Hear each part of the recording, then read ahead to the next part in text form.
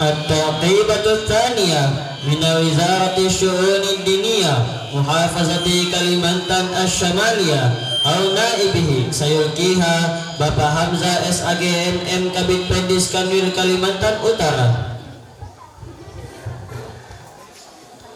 Sambutan kedua dari Kepala Kantor Wilayah Kementerian Agama Kalimantan Utara Bapak Hamzah SAGMM Kabid Pendis Kanwil Kalimantan Utara. Kepada beliau kami persilahkan. Assalamualaikum warahmatullahi wabarakatuh.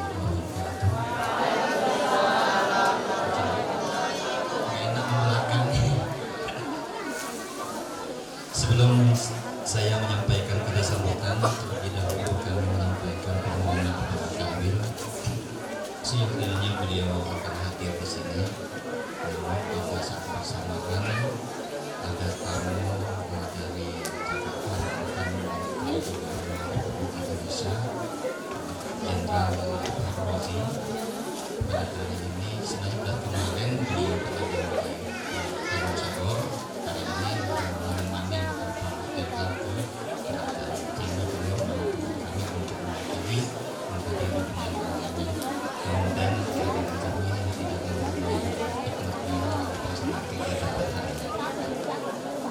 Alhamdulillahirrahmanirrahim. Wassalatu wassalamu ala asyrafil anbiya wal mursalin wa ala alihi washabihi ajma'in.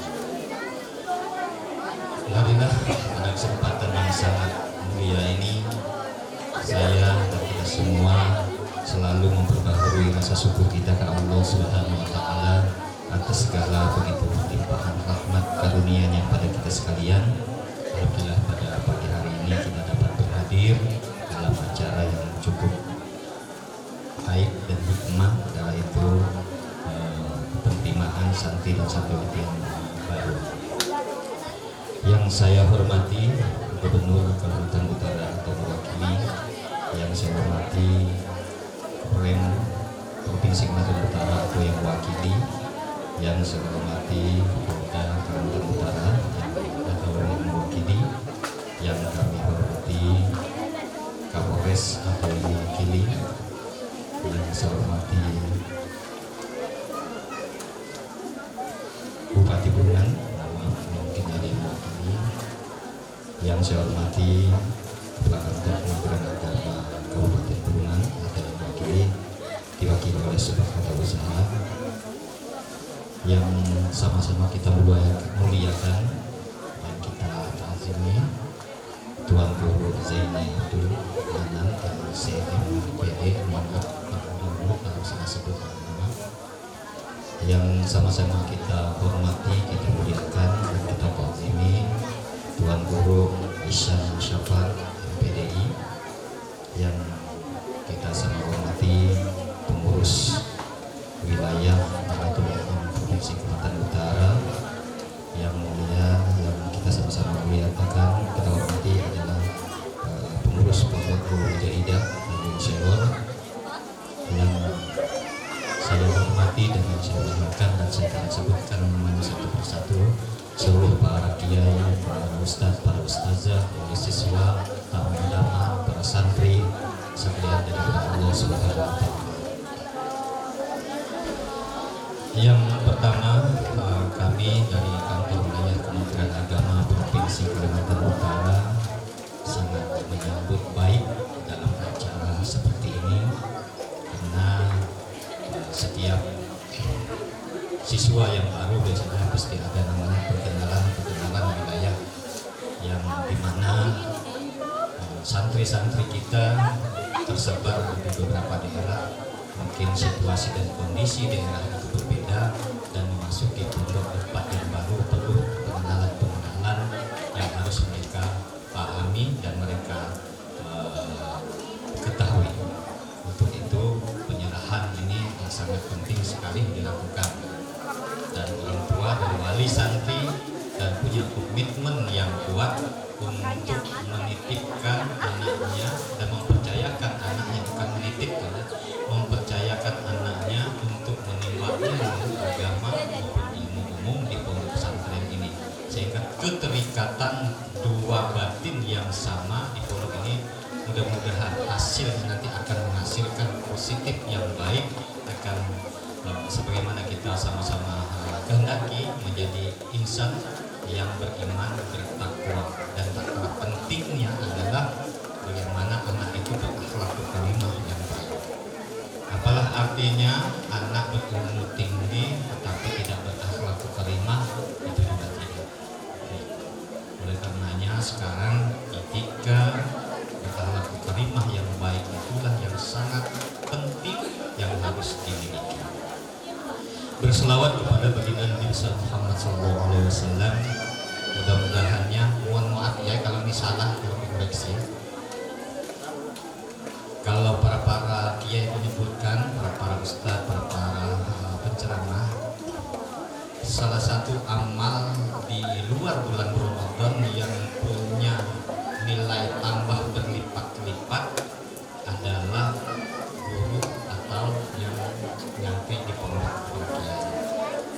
Karena di sini ada beberapa banyak anak yang diajarkan, sehingga anggap saja satu anak itu punya nilai pahala 1.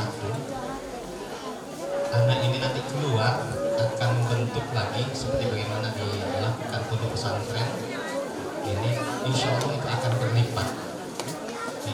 Menurut para kiai yang pernah kami dengar, di luar bulan Ramadan katanya pahala yang terus mengalir itu adalah para kiai, para tuan guru, para ustadz dan para ustazah yang melakukan pembinaan pendidikan anak yang beriman dan bertakwa. Itu di bulan Ramadan. Tepat sekali. Dan salah satu menurut kami dengar cerita yang disampaikan oleh para ceramah, salah satu orang yang nanti kalau tidak salah kami dengar yang dirindukan oleh Rasulullah itu di surganya nanti adalah yang dia itu bukan sejaman dengan beliau dan juga bukan para sahabat, tetapi jauh daripada dari zamannya beliau, namun orang-orang itu selalu mengikuti dan mengajarkan apa-apa yang disampaikan oleh beliau dan ajaran beliau. Nah, inilah para tuan guru, para kiai dan para ustaz-ustazah, dan itu sangat dirindu beliau nanti di surga bersama di surga. Tepat sekali para santri, para kiai, para pondok yang membina anak-anak yang lebih baik itu adalah curian daripada amanah daripada baginda kita Nabi Muhammad SAW. Selanjutnya dalam kesempatan ini juga kami kantor wilayah menyampaikan atau mengingatkan kita kembali sebagaimana kita ketahui bersama bahwa pondok ini masih ada saja image orang yang kurang begitu nyaman kita dengar. Mungkin ada peristiwa-peristiwa yang dilakukan, oknum dilakukan yang mungkin tidak sesuai norma-norma yang ada di pondok. Nah, kami tegaskan kepada kita sekalian, pada wali santri itu yang dilakukan, kalau secara regenerasi yang dilakukan oleh pondok ini, insya Allah itu tidak akan terjadi. Yang sering biasanya itu tenaga yang masuk bukan dari alumni dari pondok itu sendiri. Itu kebiasaannya, mungkin mengambil guru dari luar dan sebagainya, itu yang sering terjadi. Namun itu sebagai cambuk untuk kita untuk berbenah diri dan berhati-hati dalam bagaimana melakukan pembinaan.